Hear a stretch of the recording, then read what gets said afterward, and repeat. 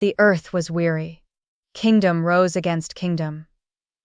Nations sharpened swords, cities burned, and the cries of the innocent echoed through the valleys. Fear ruled every heart, and peace had become only a distant memory. But God had already spoken of another day, a day when the mountain of the Lord would stand above every hill, lifted high for all the world to see.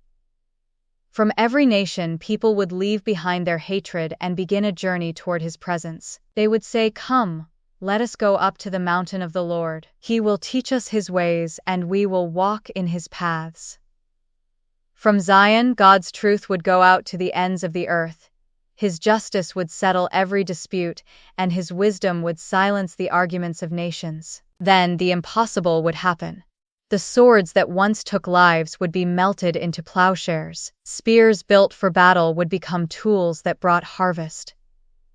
Nations would no longer prepare for war, and children would grow up without learning its cruelty. The sound of battle would be replaced by the songs of farmers. Fields once stained with blood would overflow with grain in vineyards.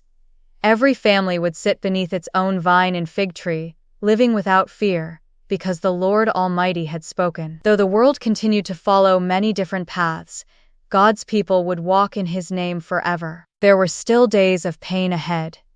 God's people would know exile, loss, and suffering. The weak would stumble, and many would wonder whether hope had been forgotten. But the Lord had not forgotten. He promised to gather the scattered, strengthen the broken, and restore those who had been driven away. Those who seemed forgotten would become a mighty nation, and the Lord Himself would reign over them from His holy mountain forever. The kingdoms of this world would rise and fall, but the kingdom of God would never end. And the mountain that once seemed so distant would become a beacon for every nation, a place where justice, mercy, and peace would reign forever.